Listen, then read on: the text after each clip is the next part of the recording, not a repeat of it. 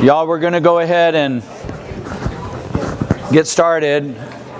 If anybody needs coffee, there's coffee out there. No napping. But all right, we're going to pick back up at prohibited fees, and I would like to go over the new strategies for success. Then I'm going to have the our processors come up and share for about 10 to 15 minutes each, and Anibal Ramirez with Helping Hands will come up, and then Edgar Orsini, who is Nicole's husband, he's going to be processing as well in several countries, and then Solstice is on their way. They won't be here till about 2:30. Monarch couldn't make it this year, so I'll go over that in just a few moments. On the prohibited fees, we're on page 26. General rule of thumb, none of the fees can be paid for by the worker that are involved in bringing them to work. Once they're here, they pay for all of their own stuff. You're not required to pay for housing. You're not required to pay for their meals. Some of them will arrive here with no money, and so you do have to make arrangements for that. Normally after 1 year, they're good to go. They know where they're staying. They are a little bit more established as far as not needing help. But the first year, they'll usually arrive here with no money. They won't have a place to stay. They will have never been to your city, and they won't know where to look for housing. So you will need to help a little bit as far as getting them on their feet, but you're not required to pay for it. And so what a lot of our clients will do that first year is they will do an advance against pay. So if these workers are earning $150 a day or whatever it is, they might advance them $75 a day to pay for their housing and their food, so that the day they get here, they have money to, get a place to stay that night. And what a lot of my clients are doing is they're doing extended stays. And so you get a weekly rate, and that can be advanced to the workers against their pay. And you can, so you're not paying for it. They're paying for it out of their pay, but they're getting advanced it as needed. And then they have money for food. After a couple of months of doing it that way, that might be a little bit more expensive than all going in on an apartment together and getting a place like that. So after they've gotten a couple of months of paychecks, they can pool their resources and get an apartment. They will normally want the cost to be for living here as low as possible because they want to send as much money home. And but at first, for the first year, those extended stays work pretty well if you get one near your yard or your office, wherever they're going to be meeting. And I even have clients that Uber them to work. So, it's all just kind of, short-term arrangements until they get here. They get their own place after a couple of months. And usually after 2 or 3 months, they'll go in and get a car, get a used car, and they'll be able to shuttle themselves around.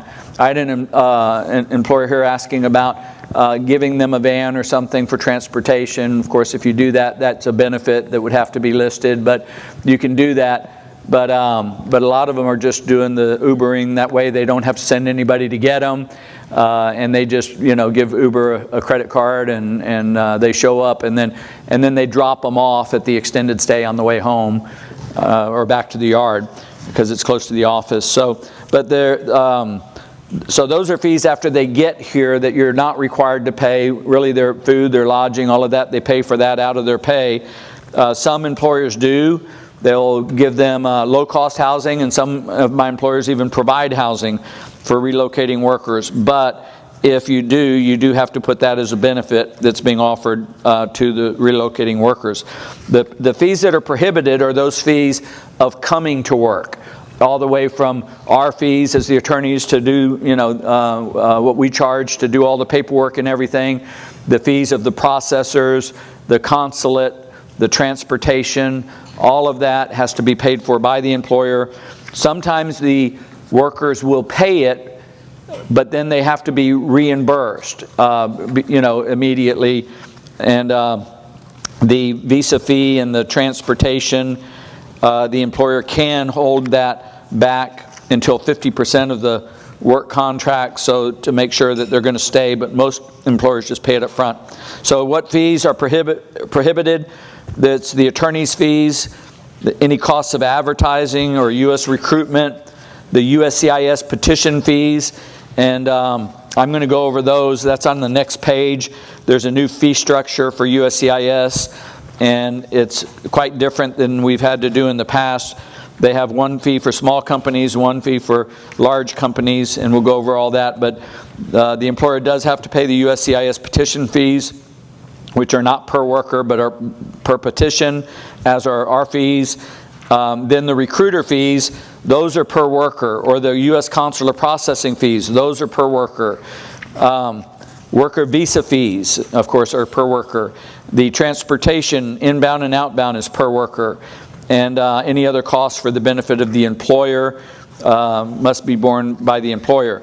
So all of those fees that must be paid for by the employer, as I mentioned earlier, add up to about $1,500 per worker. If you're doing 20 or more, it's going to be significantly less. If you're just doing 3 or 4 or 5, it could be $1,700, $1,800 a worker.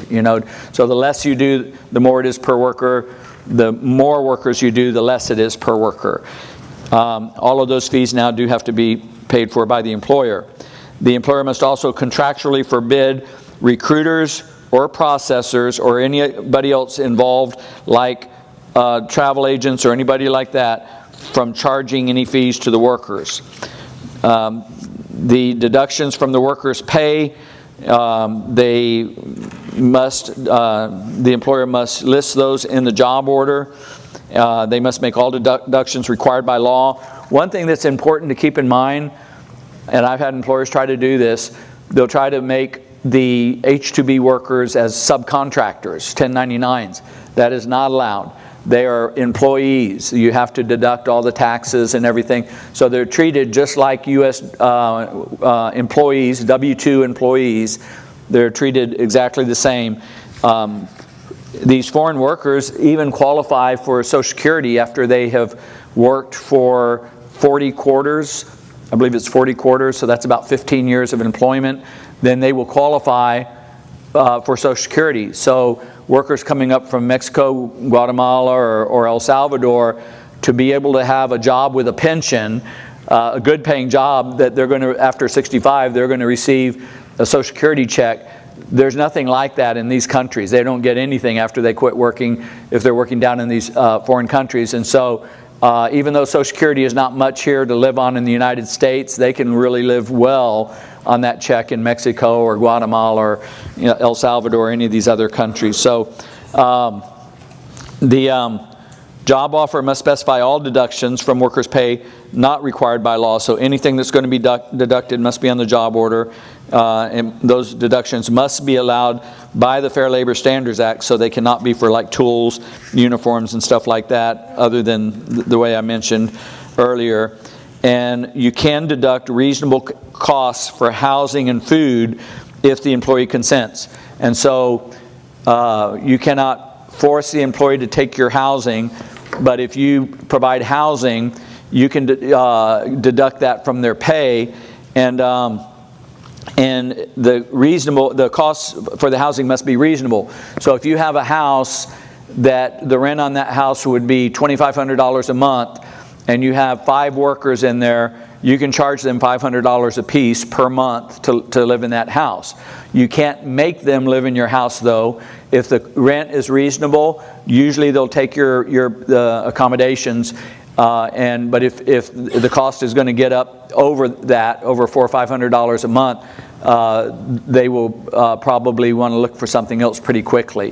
What most H2B workers are looking to pay in rent is something more in the neighborhood of $250 to $350, right in there. They'd rather sleep in bunk beds and have 8 of them in an apartment and pay less than they would to have their own bedroom or something like that normally. They're just trying to get the least expensive accommodations. A lot of my clients will buy used mobile homes or something like that and charge them a good rate. And then 9 times out of 10, they'd rather have that, and they're just fine with it. So some new strategies for success. We've gone into these a little bit. The double application strategy, the odds of getting one of those 2 apps in Group A through C this year was exactly 75% of our clients that did double apps.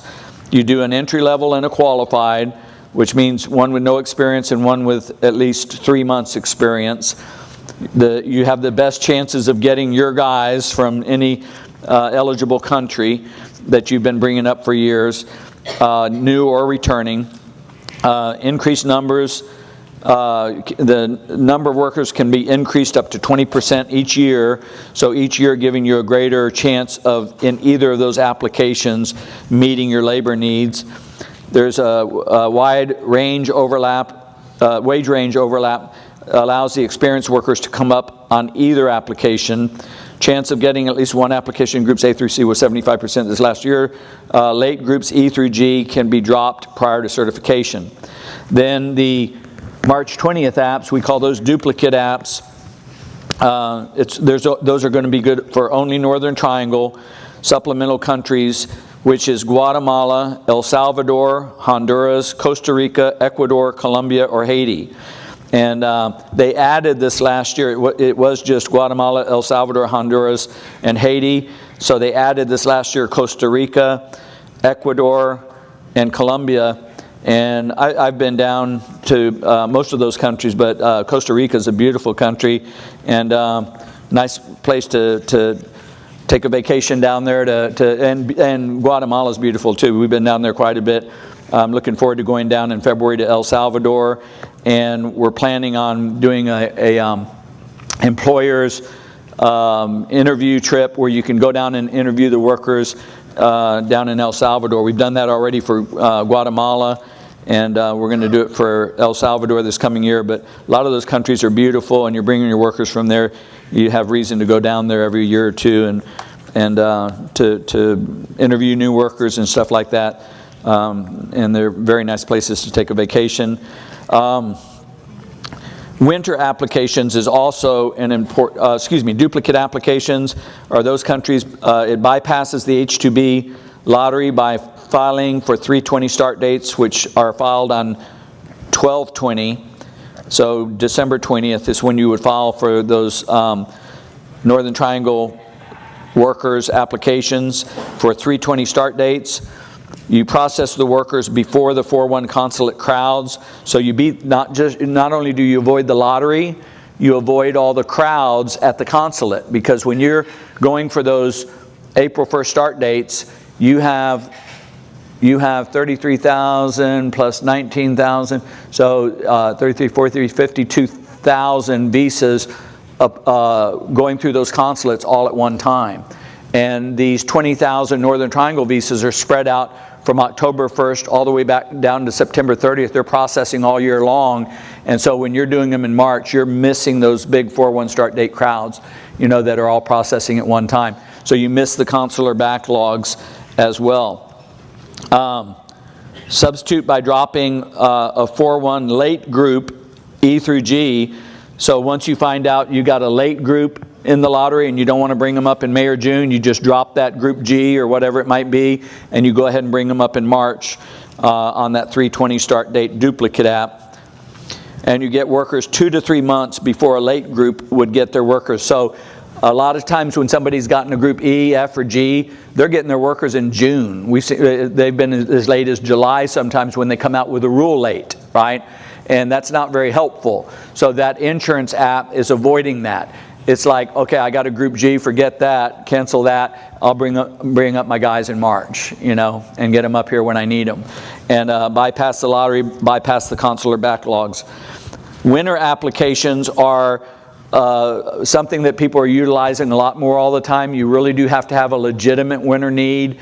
We don't do bogus applications, but if we can figure out a way that you can qualify for a winter need, and if you're in Texas, we'll form the corporation for you. I do a real reasonable rate of setting you up with the corporate kit and the state fees and everything for $1,000. We'll get you a winter company with a winter EIN. Could be, whatever your company's name is, ABC Winterscapes or something. And there's a real good business to be had, even for winter need here in Texas. There's a lot of things that can be done during the winter and are better done during the winter.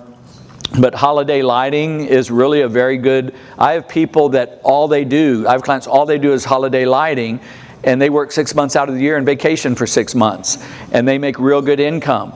And so they start in October, they're through by end of February, but there's a ton of business out there for that, especially with, like here in Austin, we have Tesla and Google and all these big companies. Those execs will pay big bucks to have all their, holiday lighting and holiday decor done, and you already have a client list. You just send out a promotional piece to all of them saying we're offering holiday lighting.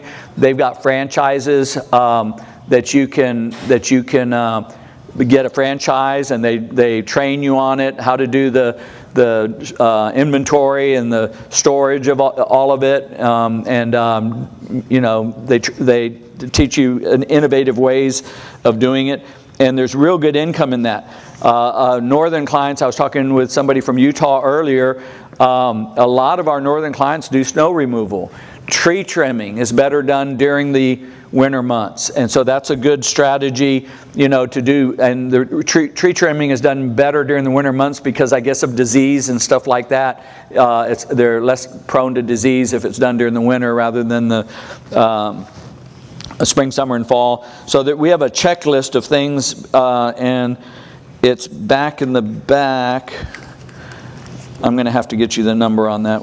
We didn't put the number there. But we have a winter checklist, and if you're doing any of those things or you would like to develop those winter duties, and you can even get away with a lot of landscaping duties like winterization as far as your sprinkler systems or irrigation. You can be doing winter foliage. You can be putting evergreens in that stay green all year long, seasonal color, all of those things, mulching. There's a lot of things that you can put on winter duties that are landscaping, but they're more winter oriented, like the tree trimming. And then you add in those winter duties like the holiday lighting or the snow removal, and that makes it a solid winter app for that other company. And you can actually develop your off-season business doing it that way. So you can have a better year-round income if you're developing some winter concepts for your company and marketing that to your clientele.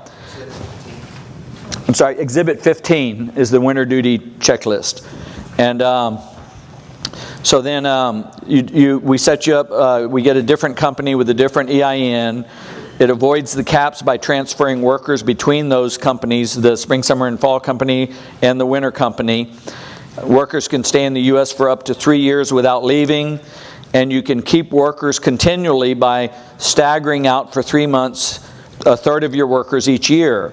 So a different third of the workers each year.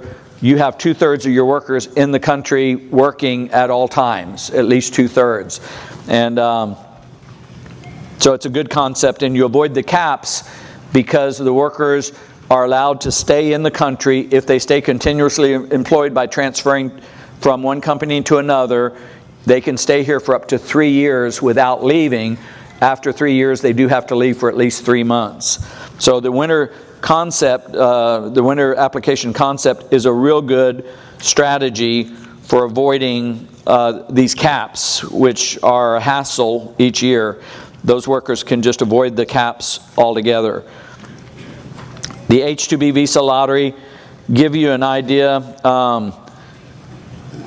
there's approximately 58,716 visas at stake in the April 1st start dates. So now with the supplemental visas, it's not just 33,000. Just for April 1st start dates, this last year there was 58,716 visas for those April 1st start dates.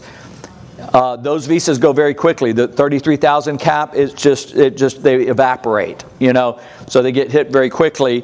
But the Northern Triangle are left all year, so that's why it's a good idea to develop that alternative labor supply by having those duplicate apps, or insurance apps we call them. And the reason is, for that 58,716 visas that came available this year on April 1st, there were approximately 145,000 visas applied for during the January 1st through 3rd application dates. So you have almost 3 times as many visas being applied for as there are visas available.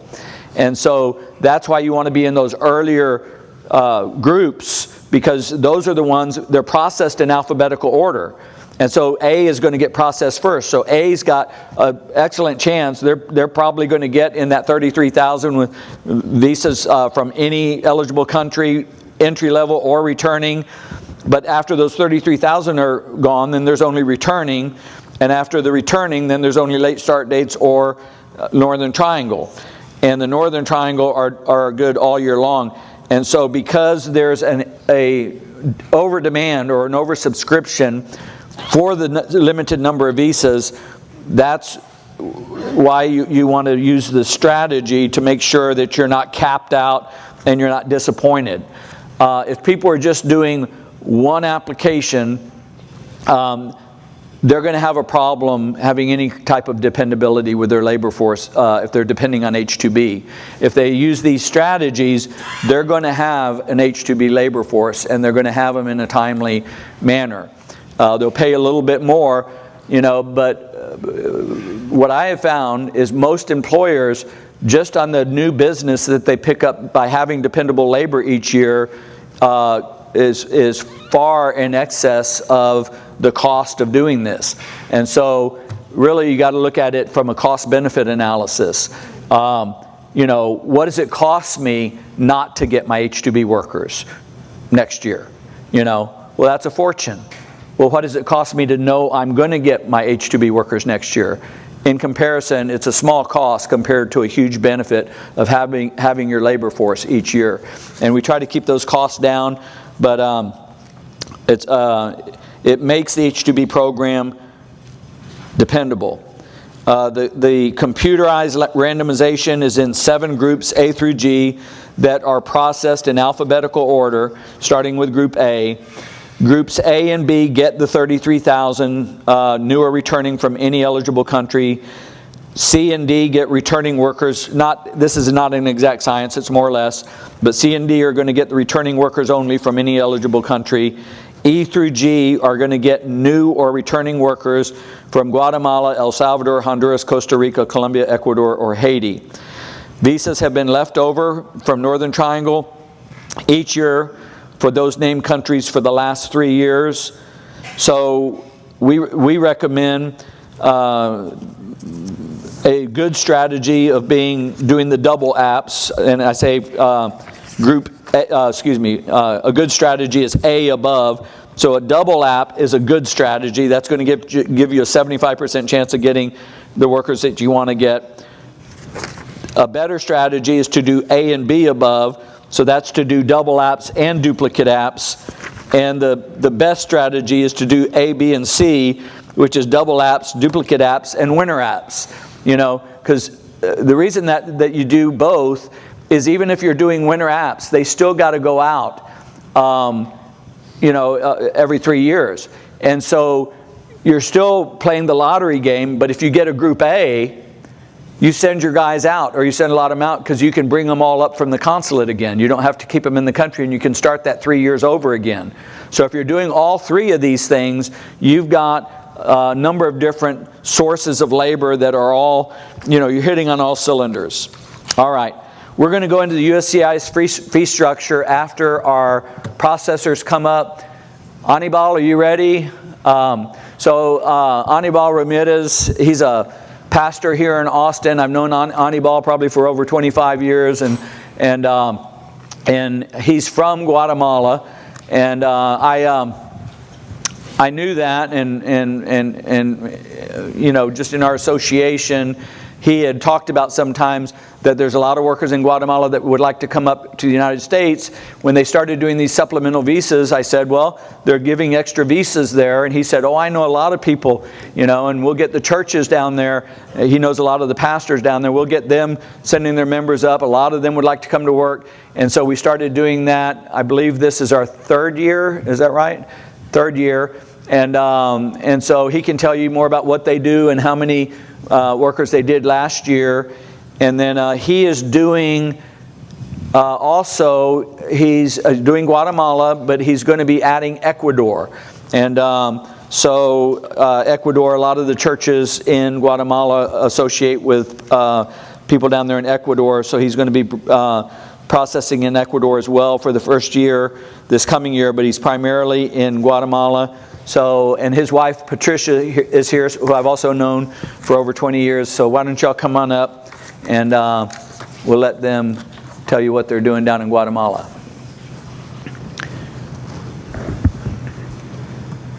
And you're going to use that mic there.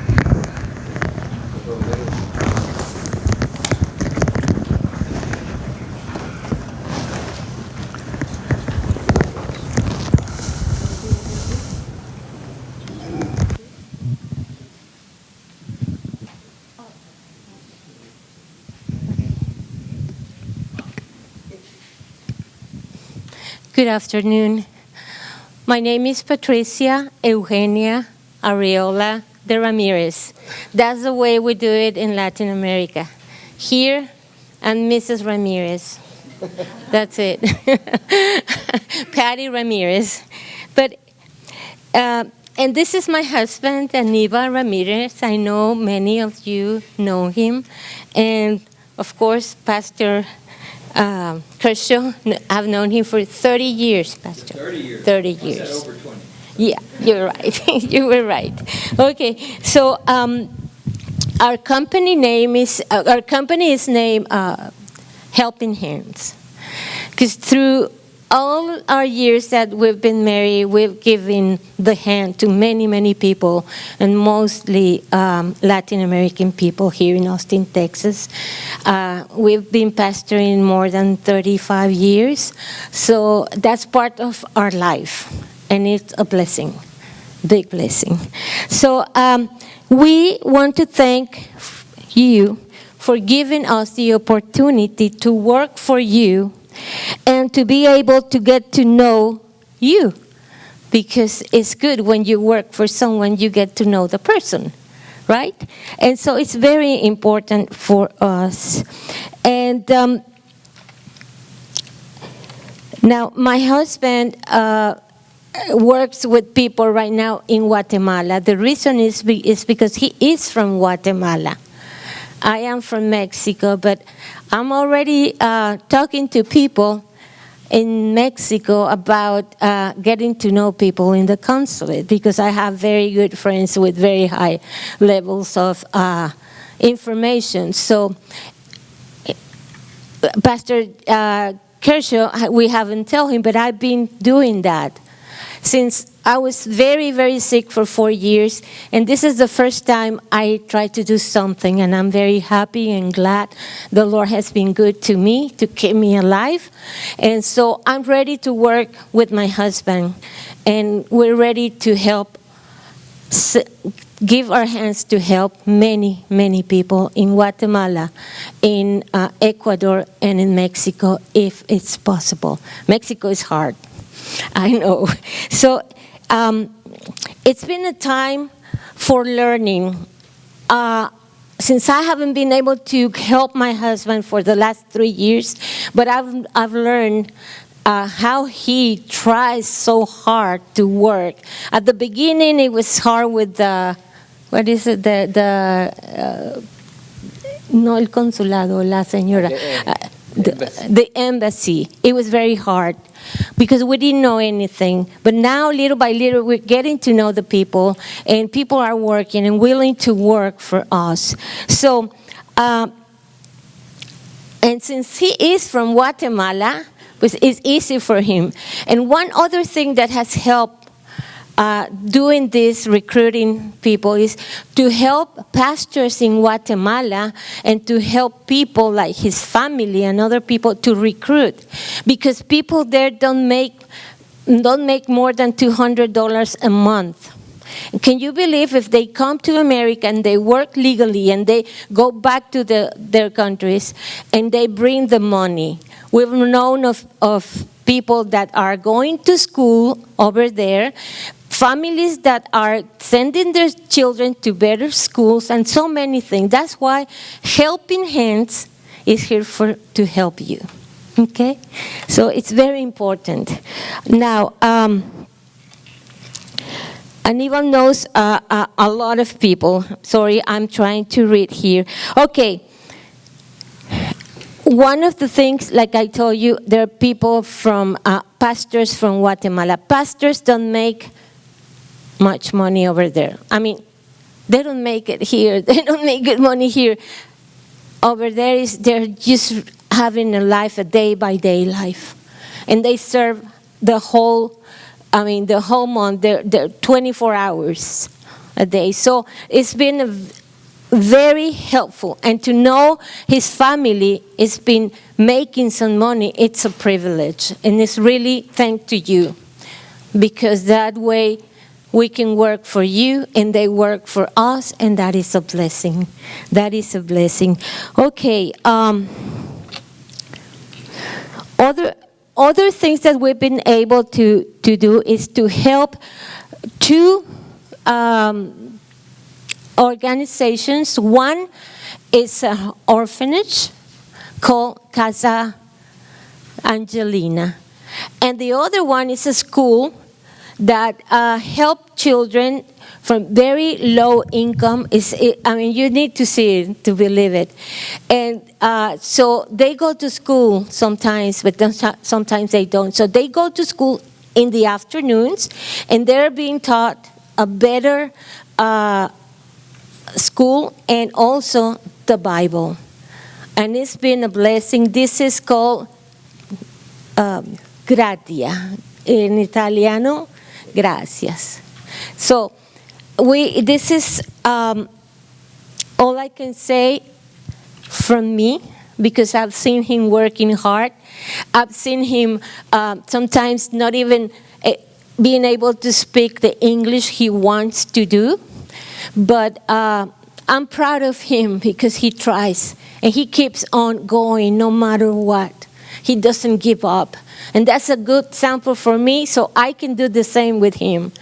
And pretty soon I'm going to be talking to you all, to some of you maybe, not all, but to try to help you in a better way we can do. And we're here to serve you. Now I'm going to pass the microphone to my husband. Well, you have any questions, please ask about. I'm going to share a little bit about the process. Through the friendship, we work a lot through churches before, things like that. But Robert invited me to go and do some missionary work and also recruit workers. One time, the first time we went with Brother Robert to Guatemala, we went to the embassy. And we met a policeman, a security guard. And he was very, very, very good person with us, share with us, direct us to here, to there. And also, after he helped us, he asked me, can you take me to work to the United States? I just looked over because it was our first time. I say, he wants to go and work in the United States. What do you think? I asked him. Let's take him. And I said, okay. I'm going to take you.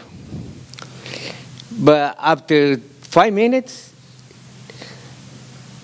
3 other security guards came. Can you take us?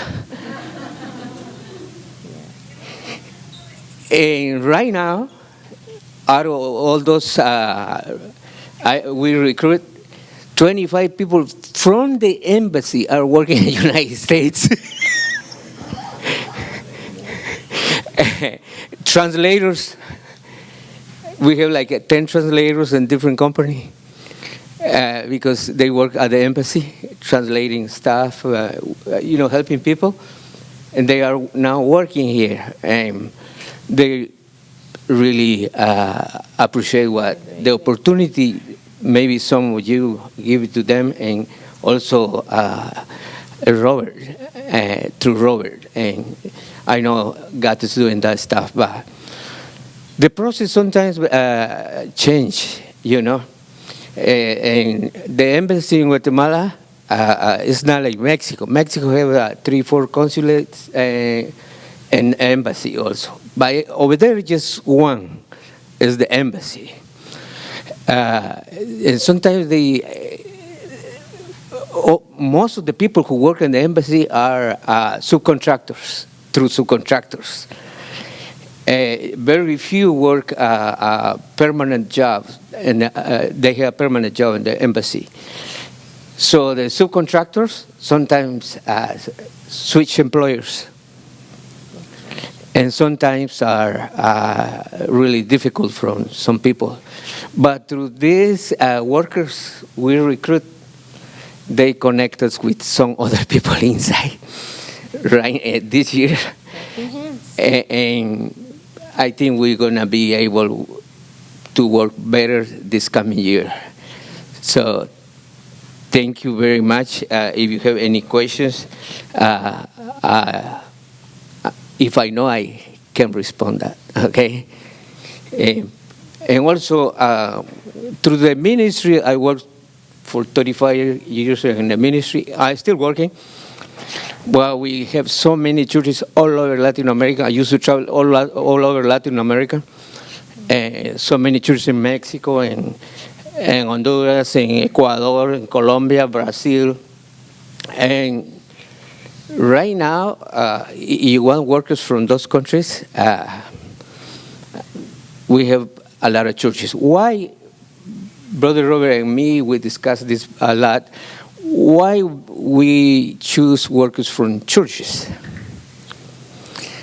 Because in Latin America, Christianity is a little bit different from here. If you go to church, you don't drink. If you go to church, you don't dance. If you go to church, you don't smoke. So still, you're going to find some bad apples, But the chance, you have a lot of chances to recruit people, well, not with a lot of vicious people. And that's really has been good for us. And also we help those people. So if you recruit just from the city, you don't know what you're going to get, okay? So right now, maybe 99% of those we recruit, maybe a little bit more than 99%, they're returning to Guatemala. Very few escape. One recommendation I'm going to give you is this, because we find out through all those years, you have some workers who recommend family and friends to you sometimes. And you don't know sometimes, but they make money selling the business.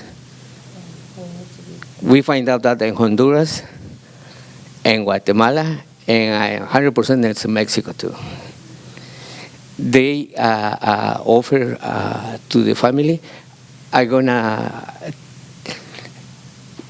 introduce you to a person who can take you to the United States, but they look for compensation. And we find out that it's very much. In Guatemala, case in Honduras also, and I hear some in Mexico. You're never going to know. But they do business under the water sometimes. So they almost get us in trouble, you know. Brother Robert knows. But family and friends sometimes recommend people, but sometimes they charge. Okay, I just want to share that with you. Well, thank you very much for the opportunity to work for you. I know some of my clients here, and thank you. If you need anything, please let us know. Through the legal assistance, you can find out about us. Thank you, Robert. Thank you. And a couple of things that they mentioned. We do recommend, and we have a template for you for the workers to sign when they get here saying that they have paid no prohibited fee. We also have our processors have them sign it down there. And a lot of times people are wondering why we have them sign it twice. And the reason is because sometimes the person that they paid is here, like maybe another crew leader or something like that. So we try to make sure that on both where they start at the consulate and when they get here, that we get proof that no fee has been paid, so you're not in violation of those prohibited fees. Also, I mentioned earlier, I just wanted to mention real quick, for the first year we have a memorandum of understanding that all of our processors sign, that just as far as the service that we are giving to our customers, that they are giving to our customers, you, and returning calls within 24 hours and emails, giving reasonable status updates, explaining if for any reason an appointment is not available within 3 weeks, letting you know, and giving a refund if that's not acceptable, offering terms to workers that are only on the job order, and also making sure that employers and myself are notified if there's any changed circumstances that would cause disruptions or significant delays in ability to obtain appointments. And we have that just so that everybody's on the same page that we're going to be giving quality service for our employers and for Kershaw Law Firm clients. We had last year a video, and my employer that provided that video couldn't be here this year. But if you didn't see it, it was a worker that had come up for 1 year. And we've been down there. We went down together, Edgar Orsini, myself, Anibal. We were down there in Guatemala. And we went back in some of these poor areas where the workers come from. And literally some of these houses are sticks with dirt floors and no plumbing, no electricity. We saw where the workers are coming from, and those houses, they're really huts that they're living in. And this worker in the video had where it's living with his wife, his pregnant wife, in one of those little stick huts. And then after he'd been here 1 year, they showed us the stick hut that they'd been living in, his little pregnant wife there, and then they go over and show them on the video their new house. It's a cinder block house with a metal roof, windows and doors and everything. In 1 year, their standard of living had gone up tremendously. So not only is this meeting the needs of you as the employer, but it's helping people that are really disadvantaged obtain a quality of life that they've never known, that their parents never knew, that they're upwardly mobile financially, and they appreciate that, and they come back to work for you year after year. Those living conditions in Central America are really shocking. We do, Anibal mentioned, we do help an orphanage down there and different ministries down there. We try to do one trip per year to take you down to one of the countries where we're bringing workers from, to give you an exposure. And these are beautiful countries down there. So we did last year Guatemala. This coming year we'll do El Salvador. But I'm looking forward to Costa Rica. And when we go down there, we'll do it once a year. We stay in nice 5-star hotels. That might sound expensive. It's like $130 a night, and they're beautiful hotels. Very nice. And we go down there. So you take the wife or the husband. Go down, or some of your employees have a nice vacation. Interview the workers in person. We'll do that each year. And then It's my pleasure also to introduce Edgar Orsini. And his wife, Nicole, you've already met. She works as a legal assistant in our office. And Edgar is a good friend of mine. And we have a lot of good things, just memories together and time together and everything. And so he decided once Nicole was coming up to work for us, and he went down, just wanted to go on a missions trip with us down to Guatemala. And he said, I'd like to do this. I have a house in Mexico, and I in that village where I'm near, half those workers are unemployed in that village. I could get a bunch of people right there in that village, and then he said, I want to start setting up in other countries. And so he was set up now in El Salvador, Guatemala as well, and Mexico. So he's doing those 3 countries, planning on having Honduras on within about 6 months. And they've got a good procedure. They've got a website where the workers go onto the website to fill up their DS-160, and a lot of it is just electronically done through their website and everything. I'm going to let Edgar tell you more about that. And Edgar and Tony helps. He says I can do it. Come on up, you and Tony, and all righty. Edgar Orsini with VIP Valor International Processing. Where's the music? No music. I love how he remembers the story. It's always better. His stories are way better than mine. Mr. Escamilla, would you please join me? I need handsome people up here. Come on, please. Woo. So we're going to start off with some prayer. I don't do nothing unless I ask God for favor. That's me, and that's what I do. And so when we go to Guatemala, as Mr. Anibal said, it is a very different place. El Salvador is a different place. Mexico is a different place. Very dangerous. So before I leave my wife to head off, I get prayer. And that's just kind of what we do. KB's going to lead us in prayer real quick. All right. Hello, everybody. All right, bow your heads for prayer. Father, in the name of your Son, Jesus Christ, we come to you this afternoon to thank you for allowing each one of us to be here, Father. I thank you for each man and each woman that's here, each company that's represented, Father. And thank you for allowing a lot of us to be here to represent you and what Jesus Christ did on the cross for our sins, Father. And just thank you for allowing this process to be in place to help those that are in need, Father, and that we can just be a part of that process. I thank you and I praise your holy name, Father, and we love you, and we just want to bless you as you have blessed us. And it's in Jesus Christ's name that I pray. Amen. Okay, that was the hard part, right? You can stay up here.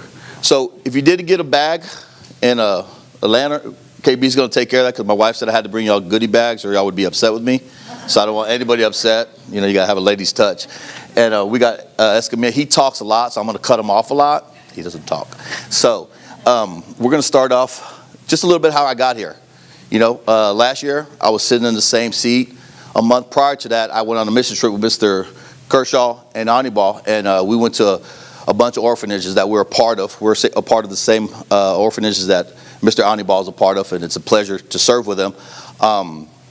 We came back. It changed my life. Changed my life. I wanted to come back, and I wanted to give men opportunities to come and take care of their families. But not only that, Anibal's wife said it the best. You got to see it. You got to be there. You got to walk. You got to walk through these villages. You got to see what's happening. I definitely did that. I was going to get emotional about it, but it changed my life. One of the things I wanted to say is when I did that, I asked Mr. Kershaw, which is my pastor as well. I said, Mr. Kershaw, I want to serve in a way that only God's going to be able to help me, but I'm going to need you to mentor me. And this is the only way I'm going to be able to do this. And he agreed. And he didn't know that he signed up Lachelle. He didn't know he signed up Sophia, Jonathan as my legal advisors. And if I can't ask them questions, guess who is the best legal advisor? My wife. So I ask her anything and any questions. So when you work with Valor, you're going to, if I can't figure it out, I'm going to wake all these guys up to help. Why? Because I dread, and I literally dread making mistakes. I'm my worst critic. I'm very hard on myself. So when I do things, I think it out 3 or 4 times because I want to execute something. Why? Because one, we're dealing with lives. These people that are coming over have lives. Also, your lives, how you feed your families, how you take your vacations, how you function in life. And it's a big part of what I want to do. I want to bring that together. We have a quick video because I'm a video guy. I got my guy, John. Will you play our video for us, sir? If you could start it from the beginning, just, okay. Why choose Valor? VIP Valor Inc. was founded to make a difference, not just for the workers we serve, but by providing unparalleled customer service in an industry where it's sorely lacking. Unlike our competitors, we don't hide behind missed calls and vague promises. We answer the phone, and we'll always get back to you with clear, honest communication. Good news or bad? We don't dodge tough conversations. We face them head on because that's what you deserve. We're here to help people, and that means being there when it matters most. At VIP Valor Inc., we know that the journey to a better life begins with a single, courageous step. When these men and women leave their homes, they carry with them the hopes and dreams of entire communities. This is more than just a job. It's a mission to create a brighter future for themselves and their loved ones. As an employer, partnering with Valor means welcoming more than just workers. You're embracing individuals whose dedication and hard work will fuel your company's growth. These are the people who will help you meet every deadline, fulfill every contract, and seize new opportunities, allowing you to do what you do best, grow and expand your business. They bring not only their expertise, but also their unwavering commitment to your success. The impact of their work goes far beyond the factory floor or the fields. Each paycheck sent home funds education, putting children in schools where they can learn and dream of a brighter future. These earnings build homes, brick by brick, creating safe havens that will stand for generations. The daily struggles of survival are replaced by the promise of a better tomorrow, thanks to the opportunities you provide. We understand that the journey is as much spiritual and emotional as it is physical. That's why we partner with local pastors, ensuring that our workers and their families receive the spiritual and emotional support they need. These pastors are more than just religious leaders. They are pillars of strength, helping workers and their families navigate the challenges of separation with faith and resilience. At Valor, we don't just provide workers. We provide a workforce that is carefully selected and rigorously vetted. Each worker is individually interviewed, undergoes thorough background checks, and then selected by us based on critical criteria, ensuring that only the best are chosen. Many of our recruits have honed their skills over a lifetime, bringing a level of dedication and expertise that you will want to see season after season. Forging long-term relationships is our ultimate goal. Your partnership with Valor is more than a business decision. It's a commitment to changing lives. These workers are not just part of your team, they are the engine driving your company's success. Together, we're not just filling positions, we're fulfilling dreams, building communities, and creating a legacy of hope and prosperity. With Valor, you're not just working for today, you're building a better tomorrow. One job, one family, one life at a time. Let's make a difference together.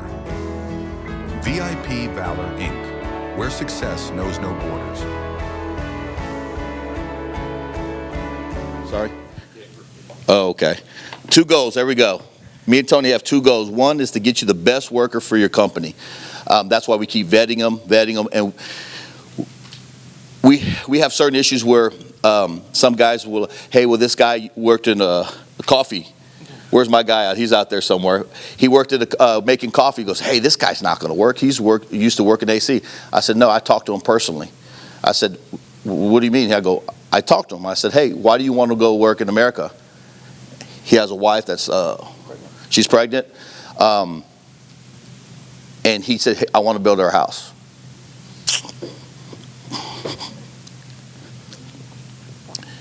You got to see this stuff up front. You see it up front, you'll be exactly what I'm doing right now. It's too much. They just want to work. That's all they want to do is work. Second goal is we want them to come and finish the program. That's what we want. We want them to come and work 6 months to 11 months, come back and finish the program. One of the things that me and Tony are going to say to you 1,000 times, we realize whose name is on our checks. Y'all's is. So you're not going to get anything but respect and prompt. And when I mean prompt, if I don't call you, Tony will call you. If none of us call you, guess who's going to call you? My daughter will call you. We put her to work. You know, so the college is real expensive right now, so we're trying to make it happen. One of the things that we've been really just really lucky at is catching fumbles. We're kind of been known the guys to go to when someone else has dropped the ball. You know, and it's been a challenge, and me and Tony love challenges. But we always say, why listen to us? Why don't you guys listen to somebody exactly that's sitting in your chair that has a company? I wanted to put on blast. He doesn't know. Nathan, how you doing over there, buddy? Good. You didn't think I was going to call on you, huh?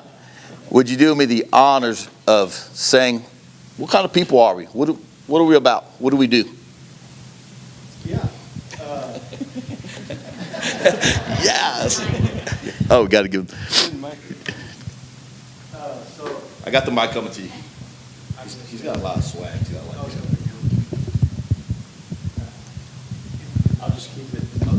I'll just keep it brief, but I mean, I'm new to the program, and as soon as I called, or as soon as we got in touch with these guys,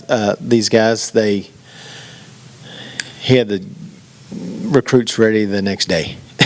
So, and the guy that he's talking about that's going to build his wife a house is with us, and he's never stops moving and just works constantly and is very polite and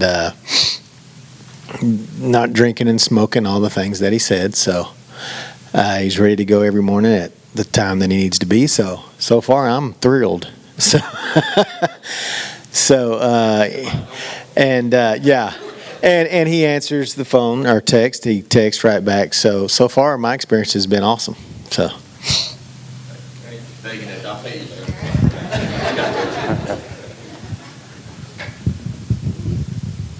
Any questions? Please bring them. That's what we're here for. Absolutely, yes, ma'am. What is your background vetting process? What do you do? How is that accomplished? So the vetting process for us is you have to be 8 months in a church. You have to have a letter of recommendation from your pastor. So when you receive your guys from Valor, you're going to see the pastor's letter in there, along with their job order. What's real important is a lot of companies will process your guys, send them to the airport if they're flying, and when they get to the airport, Guatemala, you cannot leave if you owe a debt. It could be $50 or whatever it could be.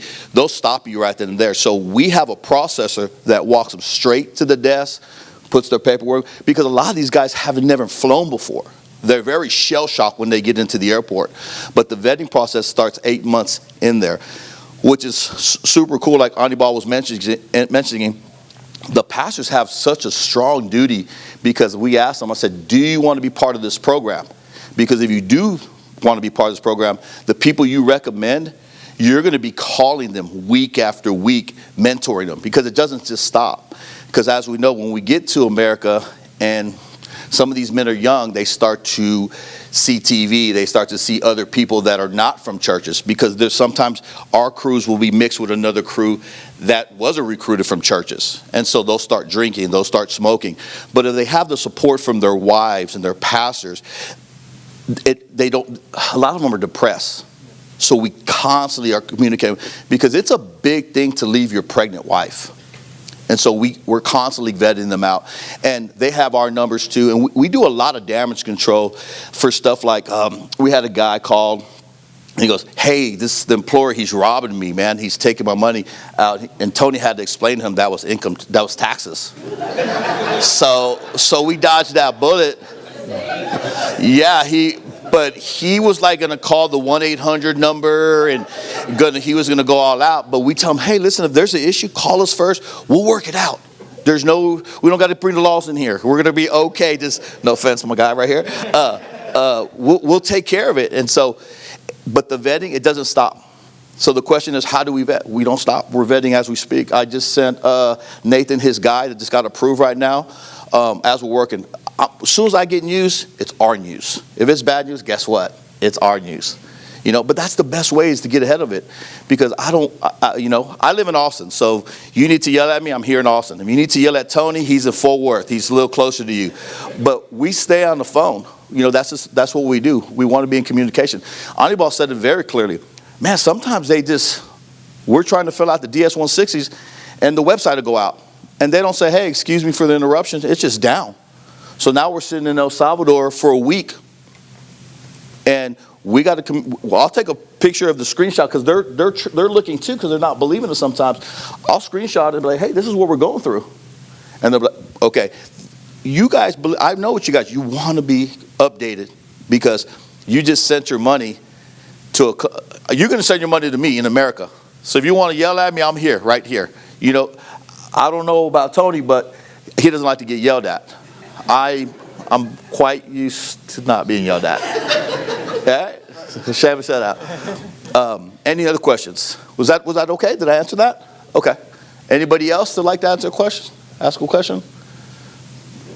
Boy, I knocked out. Oh, there it is. Let's shout. Yes, absolutely.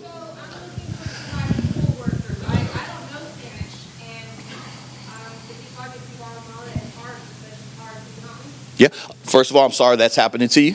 Yes. Maybe you guys know this, but in El Salvador, there's probably 600 call centers. They speak better English than me. They're on the phones. They're doing all these things. So we have access to them. They're dying to come over here and work here. So when you do the application with us, we're going to send it to you, and it's going to have a square box. Would you like an English speaker? And it's going to be extra for that cost. We're going to be very transparent with you. But we can bring you 10 English workers. We try to sprinkle them, because that way you don't need 10 English speakers. You need probably one to run the crew, or 2 or 3. And that's what we do.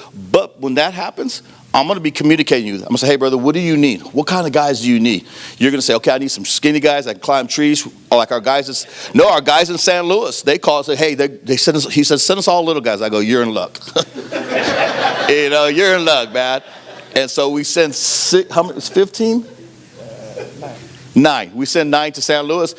They were a little upset that I forgot to tell them how cold it was. But when they got their checks, they brought big jackets. And we get a lot of guys, we talk them off the ledge, because they get there and they're a little depressed. And so I'll call the pastor. I say, hey, he's feeling a little down. Can you reach out to him? And once they get their first check, that's in the wind. They don't want to come back home, But we let them know, you need to go back home. We do money management. In El Salvador, we're teaching money management. We're teaching English as well. Thank you for that, Lachelle. We're teaching English, and we're teaching them how to work the zero turns. When we first started this, they didn't know what a zero turn was. They literally thought they were going to go old school with the machete. And we had to show them the zero turn. They were like, what is that? I said, don't worry, you'll be trained on it. And so now they're just so happy. In the heat, we had a couple guys with the heat that fainted a couple times. But the thing was, they weren't used to drinking Gatorade. They didn't even know what electrolytes were. So now we had to speak to their boss. Hey, they need Gatorades in their thing there, because the water's not going to work for them. So the English speakers, as many as you want, they're there. As far as I thought I was going to put them on blast. You want to say anything else? No, we're good. Any other more questions? This is all day. You know why? Because I spent a month with him in El Salvador. And I'm going to give you all a good little question here. Who do you think snores louder, me or him? I got him. So you're never going to beat me, brother. This is what we do. We love what we do. Why? I'll say it again. Because we're making a difference in these people's lives. And when you talk to us about it, I'm going to be very, very transparent with you. I'm going to ask you, hey, what kind of guys you need? Cool. And I'm going to ask a little questions about you guys, because believe it or not, we've had people that were trying to do certain things to the non-immigrant. We didn't like it, so we had to make some calls, because it does happen. So it works both ways. I'm trying to protect you as much as I can, but also I've already looked their wives their pastors in their face, and I am going to be a man of my word and make sure, hey, you're trusting me with your family, your flock. I'm going to protect them on this side, and that's just what we do. And other than that, I just love what I do. I love what I do. I love looking at y'all. I love that you guys are giving people an opportunity to come and work. I want you to know that, for me and Tony, it's from the first mission trip I ever went. I just said, man, what am I crying about? What are we crying about? Oh, my wife turns the AC down because it's too cold. These guys come from there. They look at the AC button. They go, what is that? I go, that's AC. So what are we crying about? It got real quick. Sorry about that. But any other questions? We guys good? All right. Well, this sounds weird, but I love you guys and thank you guys for coming.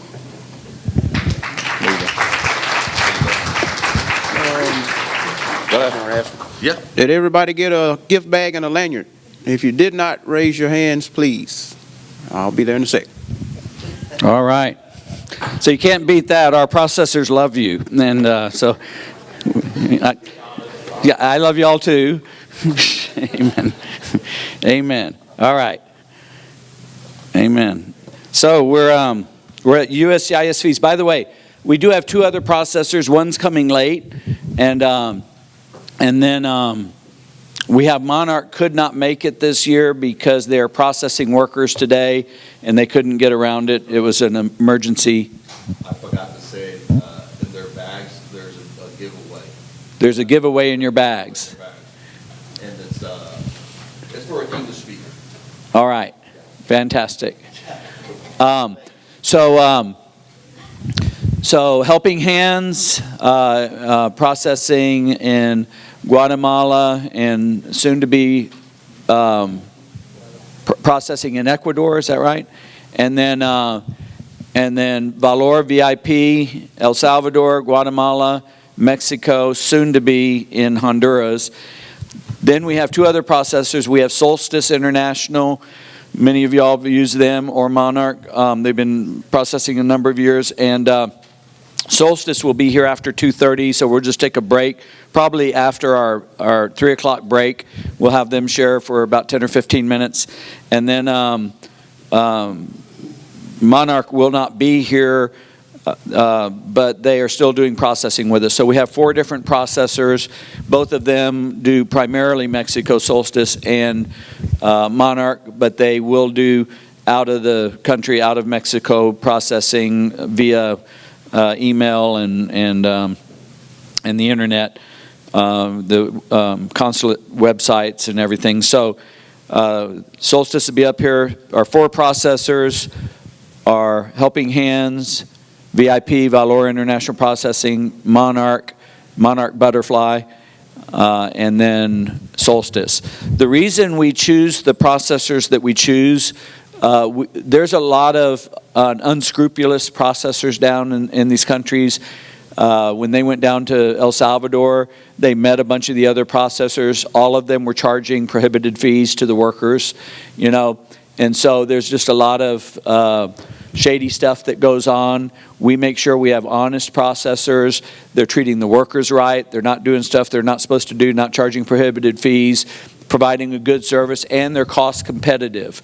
Their fees are similar. They're not the same, but they're of the processors that are processing down there, they're probably less expensive than anybody.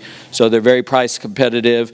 They do recruiting and processing, and so we're very happy with the processors that we refer our clients to. Let's go back into the handbook, page 28, and we are going to look at the new USCIS fee structure. Yes, sure.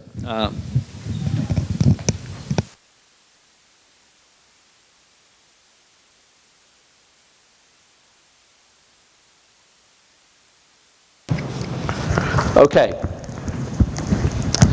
The USCIS came out this year, effective April 1st, with increased fees. For smaller companies, not a lot has changed, but for larger companies, and companies that are doing named worker applications, their fees have gone up. There has been a new fee added to every petition, and that is an asylum fee.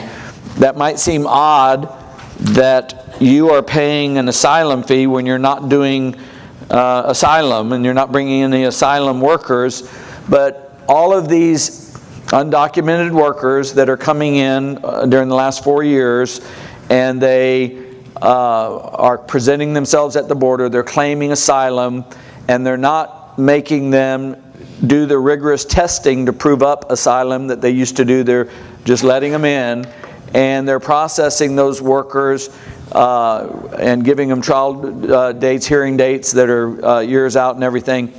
And there's a cost to doing all of that. It's a large cost. And some of it's being paid by tax dollars, but they're helping to supplement the cost of doing that in these asylum applications and everything by cost shifting at USCIS, which is allowed by the regulations.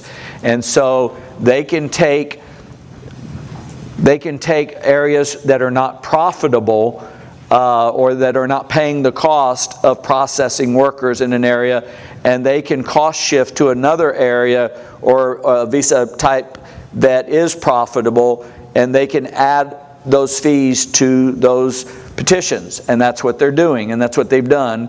And so they're charging an asylum fee for H2B employers to pay for undocumented workers. They're charging employers who are bringing legal workers for the undocumented workers. You can thank the government for that. And so you might not agree with the illegal immigration, and I think probably most of you don't, because you're using legal workers, but the government has decided to do some cost shifting and charge an asylum fee to H2B and H2A employers. So if you look at on page 28, it gives those new fees. They're not terribly high, but it is more money. Large companies are paying a premium, and not just premium processing, but they're paying a premium, a higher cost for their petitions. So a large company is 26 full-time employees or more. So when they say 26, they're not talking about how many workers you're bringing up. They're talking about your workforce, how many full-time workers do you have, or the equivalency of a full-time worker. So if you have 2 workers that work part-time and they each work 20 hours a week, that's 1 worker full-time equivalents, right? So that counts as 1 worker, 2 part-time at 20 hours a week. So how many full-time equivalent workers do you have? If you have 26 or more, you're considered a large company. Now they are asking us to submit your most recent 941. And they determine by looking at that whether you're a large or small employer. Now that might not reflect how many full-time equivalent employees you have at the time of filing, but normally it's a good indicator of whether you're a large company or not. And we'll ask you that to file with your to submit with your petition. So there's always been the premium processing fee that creeps up a little bit each year. That's at $16.85. The premium processing, some of my clients call that a government extortion fee. What they say is they will process your petition in 15 days or less if you pay them money, $1,685. You really have to pay that premium processing fee. I hate to say it. I've only done one in the last several years, say the last 3 years. I did one that wasn't premium processing, and it took them months to get to their application. Now, I take that back. We accidentally submitted one, not accidentally, it had the old form, so the premium processing form was sent back, but they processed it. By the time we got them the premium processing fee, they'd approved it. So it can be done in less. They just accidentally went ahead and approved it, premium processing, without the premium processing form. But normally, they can take 2 months or more to get to that petition without the premium processing. So you do want to pay that. We recommend it on every petition. Then there's the petition fee. For large employers, that's now, instead of $460, it's $580 for unnamed. We always apply for unnamed workers. That way, if your worker doesn't pass the consulate or doesn't show up, you can just substitute another unnamed worker in there for them. And you can do that. They add the name when they're approved at the consulate and they put the visa in their passport. So we always apply for unnamed workers. But if you're filing a named petition, and we do those on transfers. So when you do transfer, that's a named petition because we have to supply the workers' documents, their visa, and all their information on that transfer petition. If they're named workers, the petition fee is $1,080 for a large company. For unnamed, which most of yours will be unnamed, it's $580 now instead of $460. The asylum fee for a large company, 26 or more full-time equivalent employees, is $600. That's, again, not per worker. That's for all your workers. All these fees are for no matter how many you're doing, whether you're doing 50 or 5, same price. And the fraud prevention fee has always been there ever since 2015. That's $150. So for a large company, that's gone up quite a bit from what it was. Not terribly. So 600 plus another 120. So 720 basically is what that's gone up for a large company for all your workers, not per worker. For a small company, it has not gone up that much. The premium processing is the same at $16.85. The unnamed worker petition is the same at $460. The asylum fee is less, it's $300, and the fraud prevention fee is the same as it's been. So all that's gone up on small companies of 1 to 25 full-time equivalency workers is $300 for the asylum fee. H2A, for large companies, H2As are automatically premium processed because they're agricultural workers and they don't want the crops to die on the vine. And so they automatically premium process them. But the petition fee for a large company has gone up to $530 from $460. So that's a $70 increase. For unnamed, $1,090 for named. And we don't do really any named H2A petitions. The asylum fee also for a large H2A company, $600. There is no fraud prevention. There is no premium processing fee. So it's quite a bit less for H2A. And then H2A small company, the petition fee has stayed at $460 for unnamed, $545 for named, and a $300 asylum fee. No premium processing or fraud prevention. So those are the new fees. For H2B, you now have to write 4 checks with your, you used to have to write 3, now you have to write 4 checks with your H2B petition. And any questions on that? So if you're not sure, of course, these could change. Refer to your handbook. But if you need to, you can just ask your legal assistant, and they'll give you the correct fees when it's time to submit those. Reporting requirements. That's Exhibit 33. You don't have to look back there. We'll just go over the outline here. You are required to report workers that have been terminated, absconded, or quit. For terminated or quitting workers, it must be done within 48 hours. For absconding workers, you have 5 days to determine if they've absconded, and then once you determine they've absconded, you have 48 hours. So up to a maximum of 7 days for absconding workers. Who to report any H2B or H2A workers and corresponding workers during the period of employment. That's what a lot of people aren't doing. So if you have a corresponding U.S. worker that quits or gets fired, you're supposed to report them as well. I don't think most people are doing that. And so it's not just the foreign worker, it's the corresponding U.S. worker also gets reported. And there's a reason for that. It might seem kind of ridiculous, but there's a reason. If you fire a worker, a U.S. worker, or let's just say you have to fire a worker, or you have to lay some workers off. Let's put it that way. Let's say you have to lay some workers off. You've got 10 workers, and you lost a big contract, so you're going to have to lay 3 workers off. You are required to lay off the foreign workers first. The U.S. worker is protected, and so the foreign worker has to be laid off first.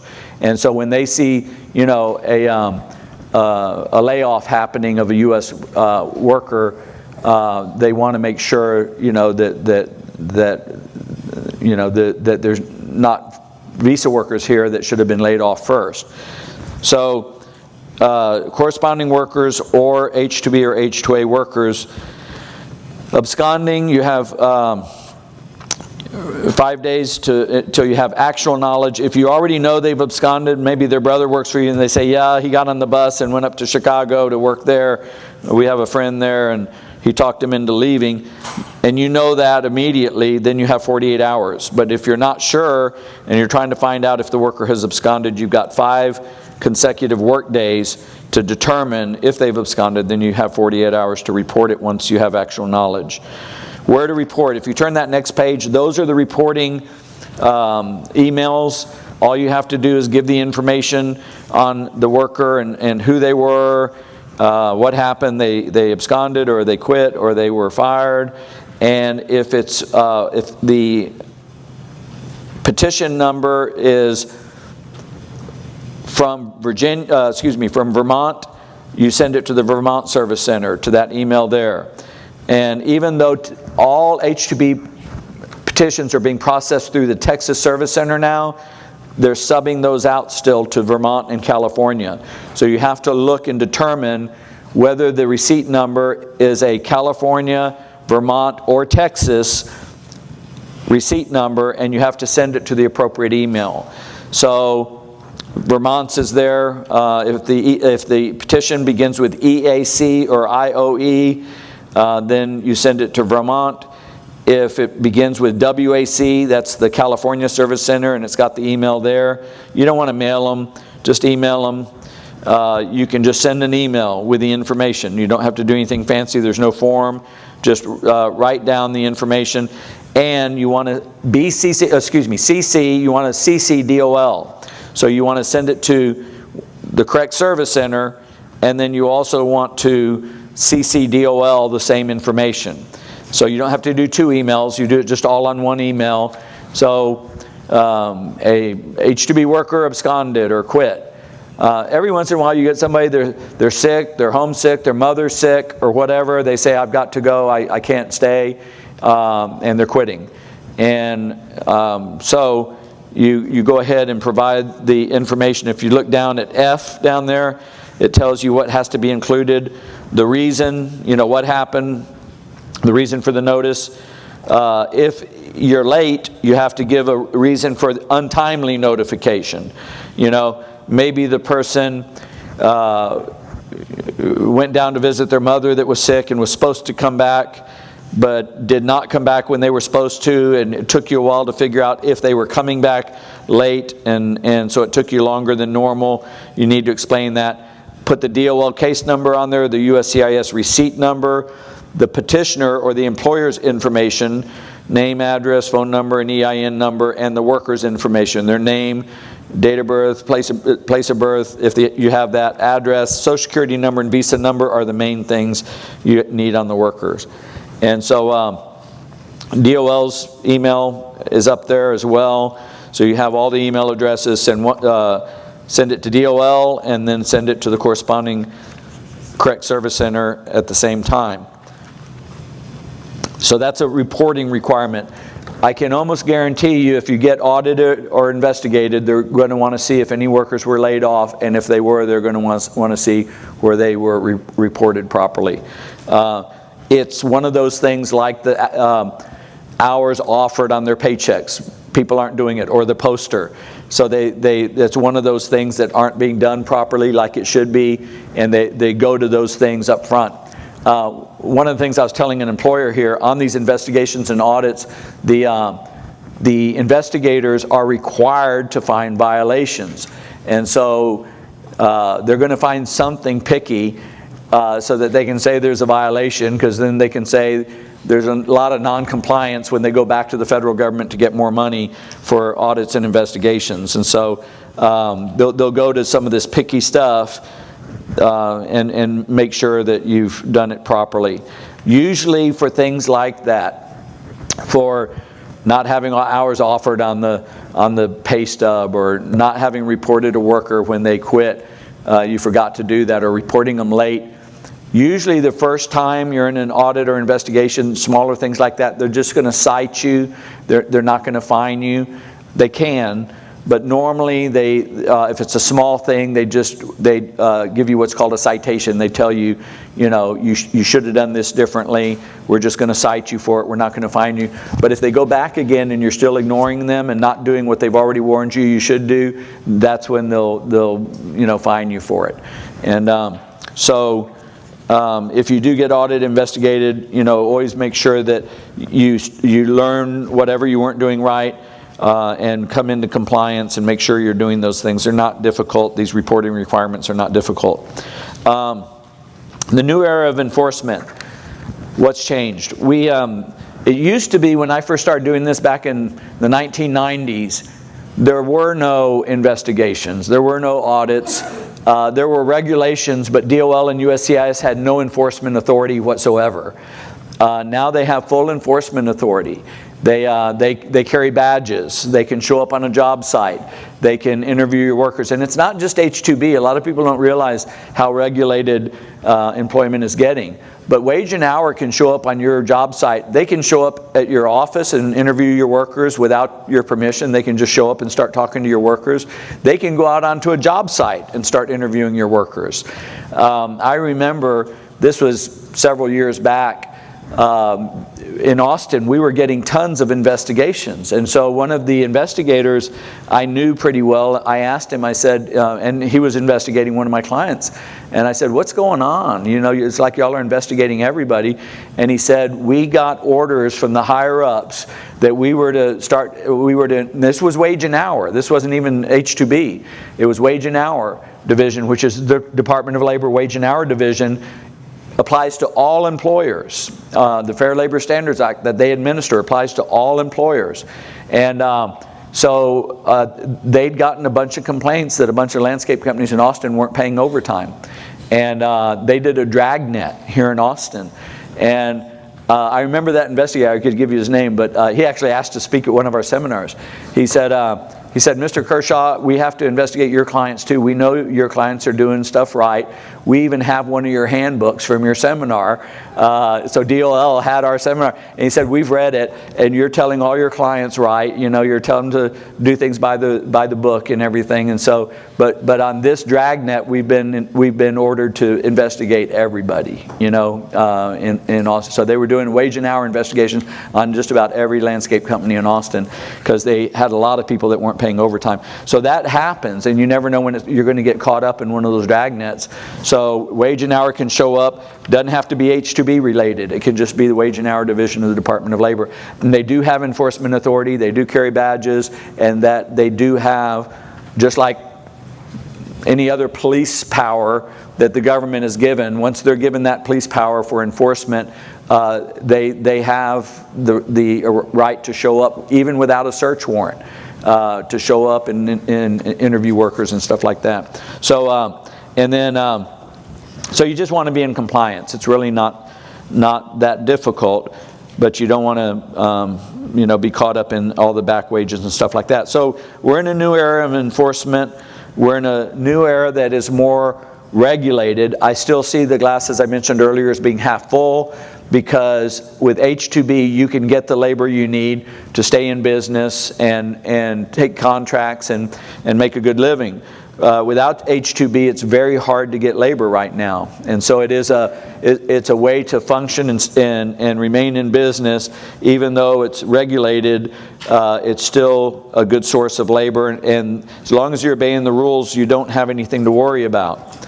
The good old days that a lot of people talk about was when DOL had no enforcement authority, employers were largely unregulated, investigations were rare, and sanctions were almost unheard of.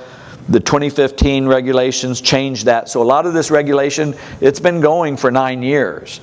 It's just they're getting more agents on the field. They're getting more funding for enforcement. So nothing's really changed except they're doing more of it.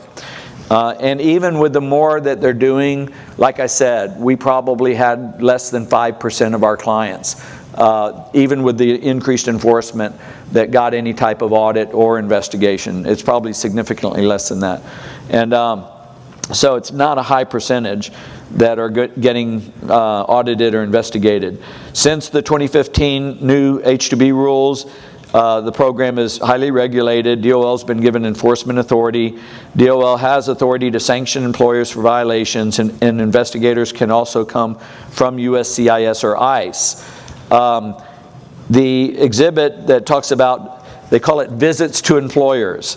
That's Exhibit 24, and it has to do with audits and investigations. DOL investigations are now common. They've added hundreds of new investigators to their force. They're highly trained. They used to be very untrained, didn't know what they were doing. They're much better trained now. DOL and USCIS are now receiving increased federal funds for enforcement. Many H2B employers will be audited or investigated over the next 3 to 5 years. Not everybody, but you know, if we're getting 5% a year, then in 5 years, and we're not getting 5%, but say we were, that's 25% of our clients will get either an audit, which are pretty simple, or an investigation, which involve interviews of the workers and things like that over the next 5 years. But it is less than 5%, so it wouldn't even be 25% of our clients over the next 5 years. So it's not a majority, it's not the norm, but it does happen. It's not just H2B and H2A, but it's Wage and Hour, Fair Labor Standards Act, OSHA, and all those alphabet agencies that are a part of any of these government agencies or the Department of Labor. It's like Homeland Security. Homeland Security, a lot of people don't realize, they brought a lot of government agencies under Homeland Security. There's an umbrella. So our USCIS oversees ICE, oversees USCIS, oversees a lot of the Department of Labor and everything. So a lot of stuff, anything related to immigration is under Homeland Security. But there's a lot of other stuff under Homeland Security, like Secret Service, different things. So a lot of this is under this huge umbrella of the U.S. Department of Homeland Security now. And you have all these alphabet agencies. Many of them are now under Homeland Security. How do investigations start? A lot of times it's employee complaints. You heard Edgar talk about how a worker wanted to call the 800 number for DOL because he thought the employer was robbing him because he was withholding taxes, which he's required to do. You know, and so Edgar talked him down and said, no, that's totally right. You have to pay your taxes and everything. You know, but so a lot of times an employee picks up a phone and complains, and really there's nothing wrong.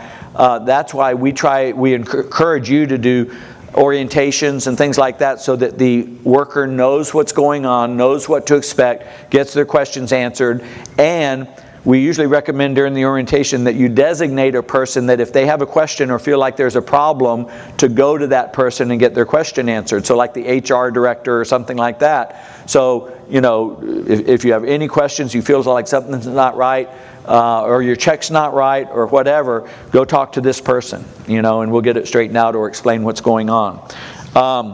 But a lot of times they're triggered by employee complaints, either fired or dissatisfied employees. Many times they're being brought by competitors of yours. A lot of times a competitor will call DOL on their on you or their competition, you know, because they suspect you're using undocumented labor or something like that when really you're not, you know. So a lot of times competitors are calling, you know, government agencies on their competition. More than anybody, it's family members. I had a DOL investigator tell me that the complaints come mostly from wives and girlfriends of H2B workers, because you know, maybe one of their friends told them, well, there was an investigation at my husband's work, and we ended up getting a check, you know, for some back wages. Maybe they weren't paying overtime, and so maybe the wife thinks, well, you know, I think they're shorting my husband too, you know, and she picks up the call. He said that the majority of these calls come from wives and girlfriends. I had one, just a good note. I had a client just yesterday, had an investigator come in from USCIS. Obviously it was a complaint. They didn't want a bunch of records or anything. They called me and I said, ask them if they need any records.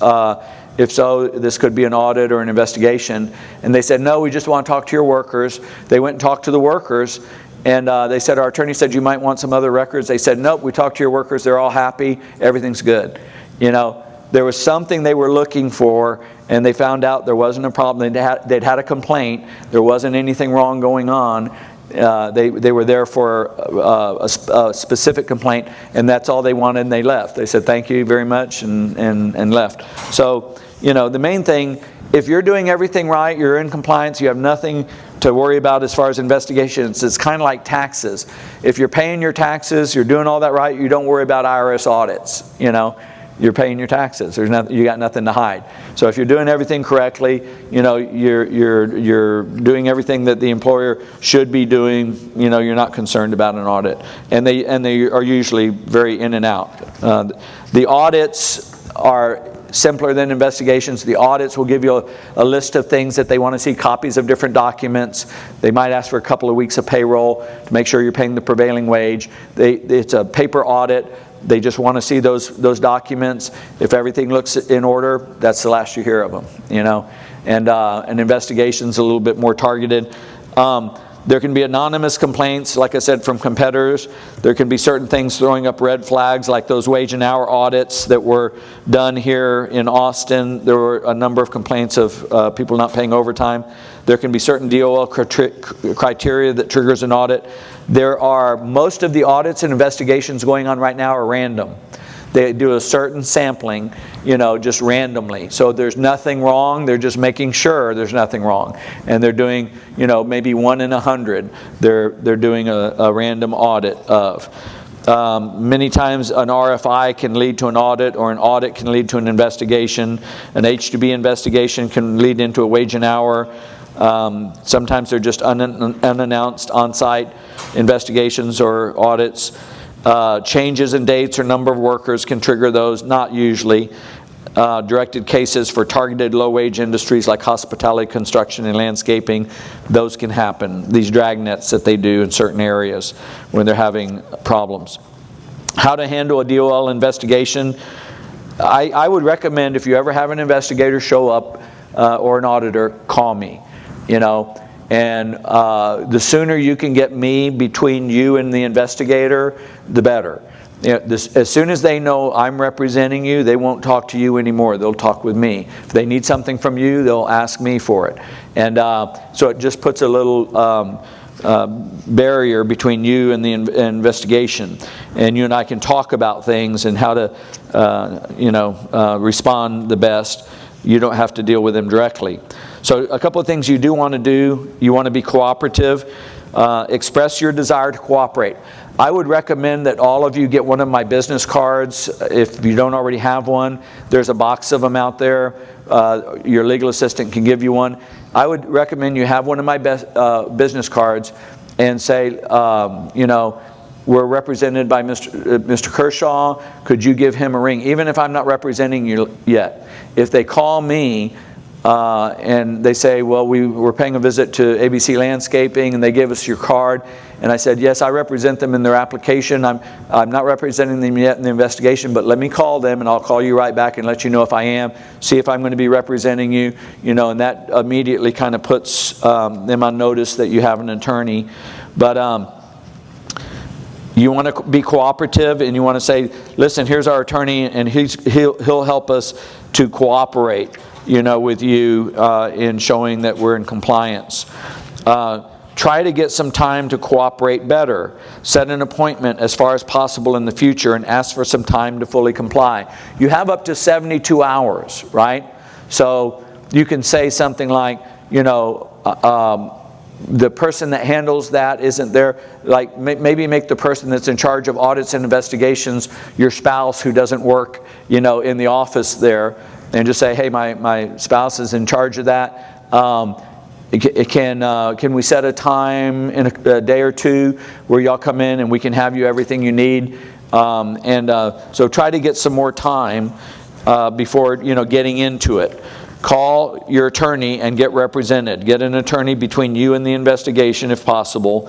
Always have your H2B audit file ready in case they ask for that. Inquire as to what exactly they want, get more time to cooperate, get represented immediately by competent, knowledgeable H2B attorney so that you get some help and advice in it. Get representation that's specialized in the proper areas of law. Be honest with your attorney. Help your attorney get you more time to fully cooperate. Always be prepared. And they're a lot more flexible when I represent people in these audits or investigations, because my schedule is busy as is yours, and so I'm telling them, listen, I have to be able to coordinate this with my client. Can you give us a couple of weeks to get all this together? It just gets us some breathing room to go over what they're asking for and how we're going to best respond to everything. Always be compliant, in compliance if at all possible. Consider scheduling a compliance audit, that we come in and make sure everything's in compliance for you. Don't volunteer information that they're not asking. Don't answer questions if you can help it. You need to cooperate, but if they're not asking a certain question, don't answer questions that they're not asking. Don't lie to investigators.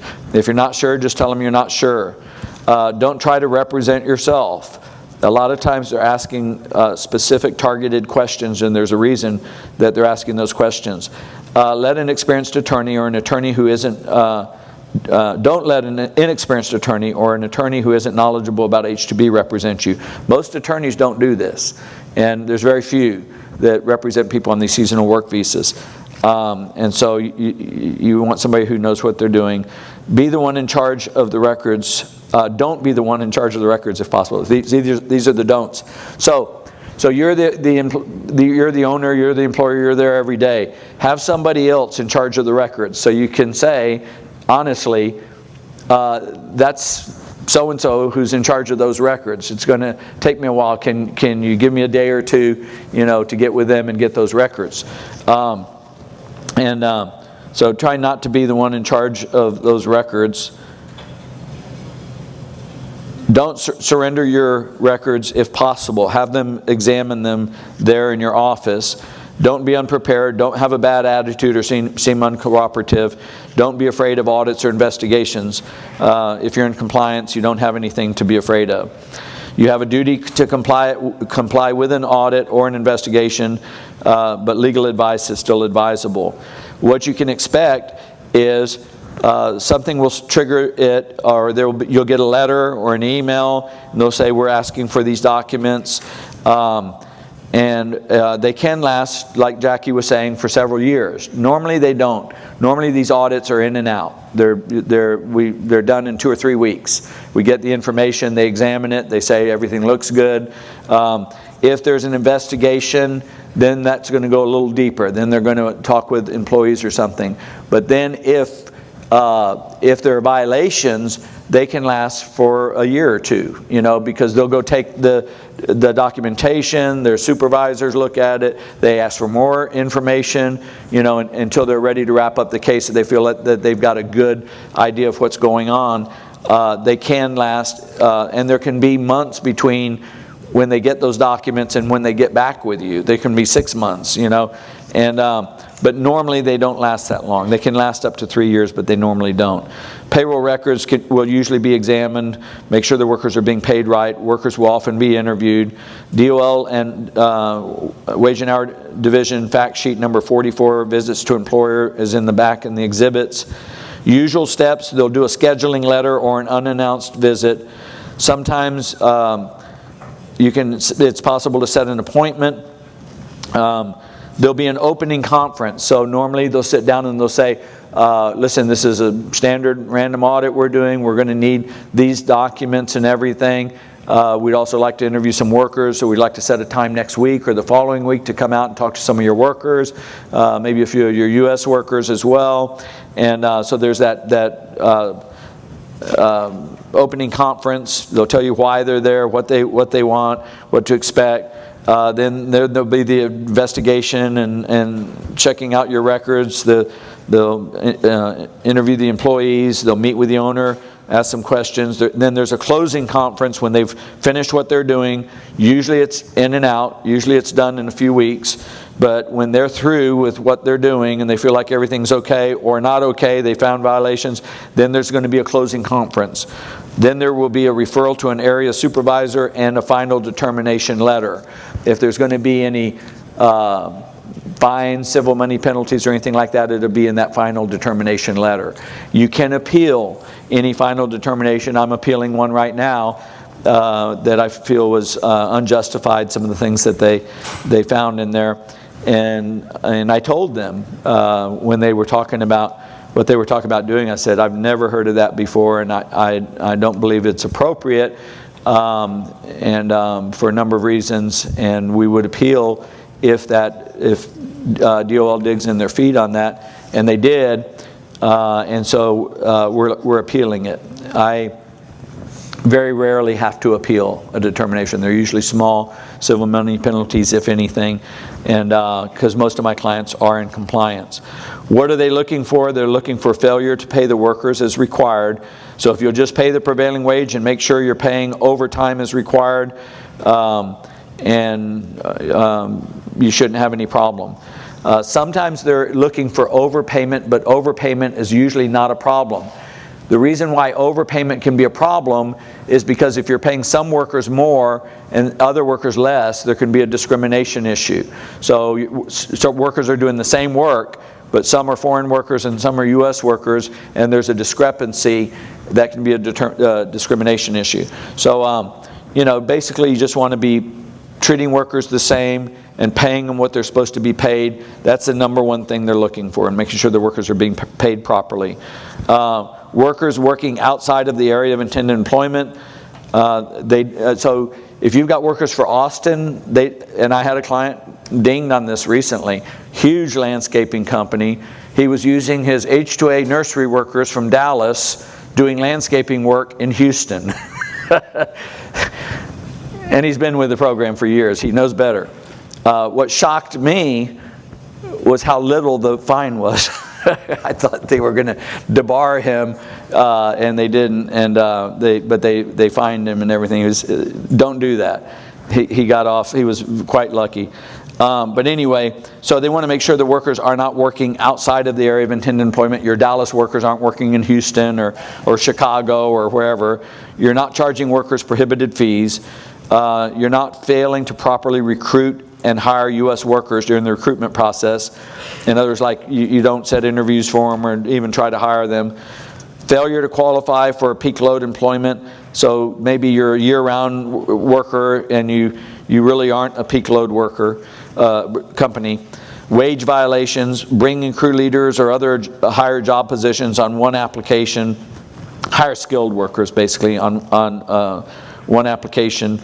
And not bringing all of the workers up at the same time or staggering them, which is not allowed anymore. Hiring workers as subcontractors, not as employees. Not withholding or deducting or reporting taxes. They don't want to see discrimination in pay or overtime or hiring or benefits. Attestation violations, Appendix B violations we talked about. Employer audit file, they want to see that oftentimes. That they were getting the number of hours, etc. Things we've already talked about. Not informing the workers of their rights with the workers' rights poster. Not providing job orders to workers when they arrive. Not reporting workers who have quit, absconded, or been fired. Basically not doing the things that are required. Not paying transportation and subsistence as required. Failure to document hours with time cards or time sheets. This is another big one. You've got to have some way of properly keeping track of their hours. These are all hourly employees. If you're not doing a time clock or time sheets, either one of those will work. Time sheets, time clocks. A lot of people are using automatic login on your phone, but you have to have some way that you can show them a record of the person's work hours, when they've worked. And so if you don't have a time clock, and everybody who's not an exempt employee, which means like somebody who can hire and fire or their management or their administrator, everybody else, they're trying to get those as hourly workers. They're trying to get it required that they're hourly workers.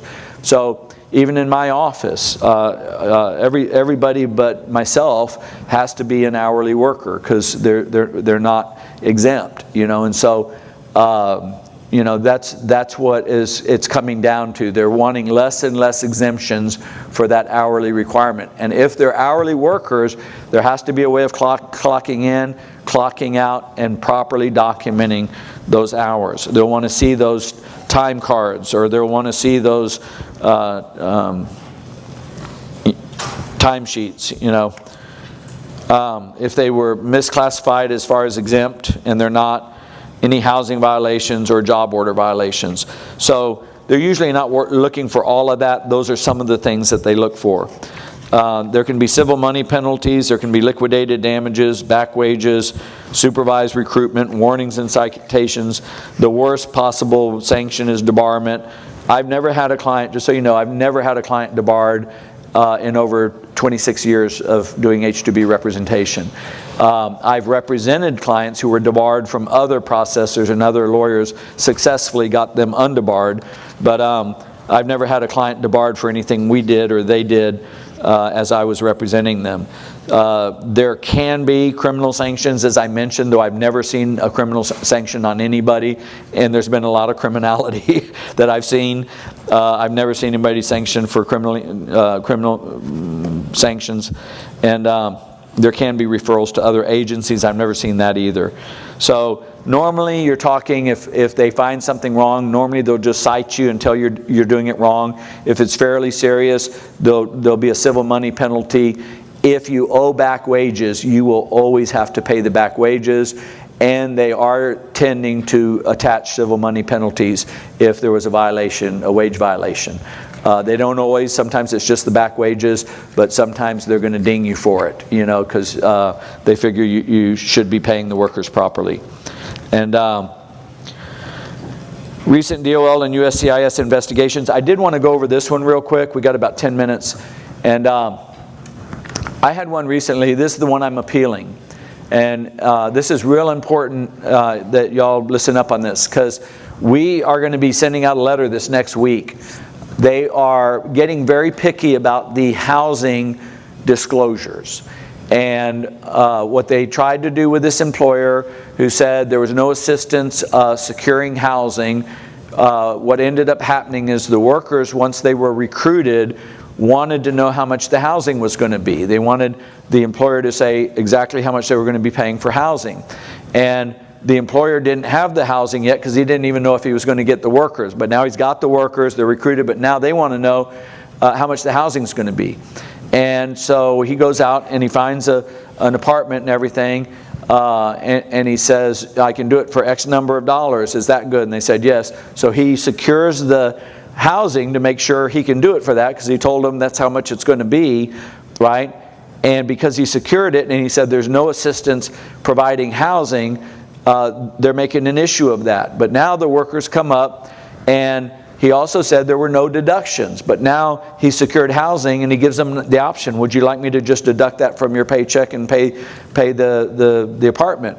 And it was a large apartment. It was a big kind of custom apartment. They put 10 workers in there. It was a nice apartment, and he got a good rate on it and everything. So the employees are paying for it. It's being deducted, and nothing's really wrong with that. He's not required to pay for it. The employer's not required to pay for it. But because he didn't disclose that there was employer assistance in securing the housing on the job order, and he was taking deductions when there were no deductions listed, the Department of Labor took the position that all of that rent, because it wasn't disclosed on the job order, was going to be imputed to the employer's back wages. I've never heard of that being done before. I think it's absurd, because the employer is not required to pay the housing. But so now the employer is ending up being responsible for the rent that he's not responsible for under H2B, because the workers needed to know how much.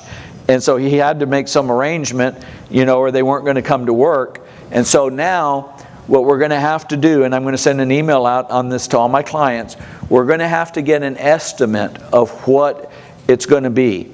The only time we're going to put there's no assistance in securing housing is for employers that have had workers, the same workers coming up for years. They've already got their housing, they're living with relatives or friends or whatever, and they literally do nothing. And that is the case on some employers, probably about 10% of my clients. But about 90, 80 or 90% are doing something. They're advancing money against pay.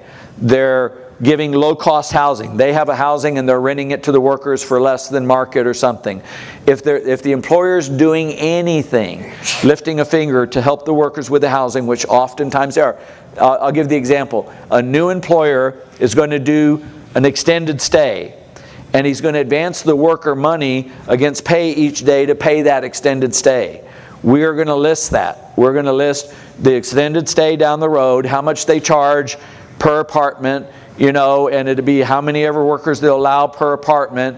And so the approximate cost is going to be X number of dollars, and it will be deducted from their check. We're going to list all that in there, and we're going to say all of those costs are approximate, because we're not going to go rent the extended stay until the workers are here, right? And maybe that extended stay is full. We need to go to another one. So it's going to be approximate costs, but we're going to ask the employer if they're going to do anything for the housing to give us an estimate of what the arrangement's going to be.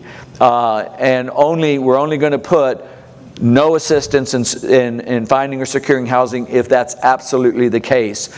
We're going to encourage our clients to not have butt heads with the Department of Labor on this housing issue that they're apparently getting more picky about, and I think really going beyond picky, that they're going too far, way too far. I don't believe that there's actually a violation when the employer is not paying it. They said they're not going to pay it, but they have to, out of necessity, go ahead and find something to help the workers secure something to know what they're going to pay. They're still not going to pay it. They're just doing something out of basically a necessity, out of an emergency need. They're not securing it for them as far as paying it. They're just helping them find it. I really don't think that should be a violation, and so we're appealing it. But going forward, just because of that one case, we're going to make sure that we get some specifics on housing, an estimate at least on what in the area they would be paying for what you think you'll be doing. And that will be an estimate, and that's all you can really do, because you can't get it. You're not going to rent something in December when you start the process for workers that aren't showing up till April 1st. You're not going to rent the apartment for those 4 months waiting for them to get here, not knowing if they'll even show up, sometimes. And so we want to make sure that it's an estimate, that it's a realistic estimate, and we're going to say approximate costs. All right? And that was a recent DOL and USCIS investigation. I got about 4 more minutes. We're going to take a break. There's coffee out there, and there's Austin South Park has, they used to home bake them here, these big old chocolate chip cookies. I don't know if they still bake them themselves here, but our compliance related services, I mentioned I will do a compliance audit. If you want me to come out, it's not required, but I'll come out. Actually, my friend Greg, who I told you was my first client, I was joking with him, and I actually acted like a DOL investigator, and he got a little freaked out, and I said, "No, Greg, it's me. I'm just we have a compliance audit scheduled." But that's how it happens. Anyway, I'll act like a DOL investigator. I'll come out, I'll use their forms, and their letters and everything. We'll go through the documents that they go through. If I find any violations, you won't get fined, you won't get civil money penalties, but you'll, I'll show you, you would have gotten dinged for this, you'd be paying back wages for this, and you can bring everything in compliance, just as if you'd been investigated, but you won't have any fines or anything like that. And then and you can get in compliance. So it usually takes up to a full day, and I do up to 10 hours over 12 months. If it takes longer, we do analysis of the regulations, some document review. I don't have to go through the whole payroll. I do an H2B audit file review. ongoing consultations for up to 10 hours for the next year on the consultation. I give a special $250 an hour rate on that, and it can be carried over if there is an audit or investigation, if there's any left over. We do DOL audits and investigations. We used to do them for $1,700, and then if it went over the 10 hours, we would charge by the hour. They've gotten more involved, and so I've gone up just $300 for audits, and I've gone up $800 on investigations because they're more involved. So we charge $2,000 for representation in an audit and $2,500 for investigations. It's a flat fee, and it includes up to 10 hours of representation of my time. We can normally get it done with 10 hours.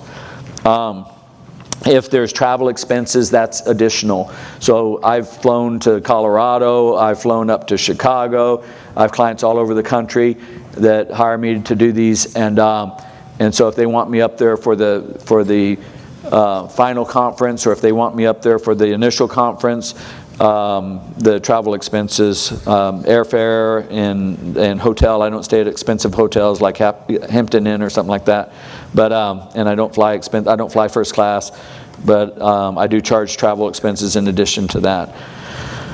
Lessons to learn as far as the new regulations and the investigations and things like that.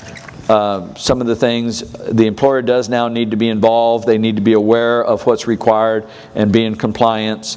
The employer can be liable for these things. There can be liability there. The employer must be sure that he or she is in full compliance and can properly document their compliance. That's why if you pay the workers for their transportation, don't pay them in cash. I usually recommend, if you're going to buy their bus fare home or something, buy the ticket. You can go to Greyhound and you can buy the ticket online from here in Austin all the way to Querétaro or San Miguel de Allende, Guanajuato. You can get the airfare and buy the ticket online to their hometown. And so you've got a receipt right there. Pay it with a credit card. You've got documentation. You paid their transportation home. So make sure it's documented. Make sure you have proof of anything you were required to pay. You have a receipt or something. And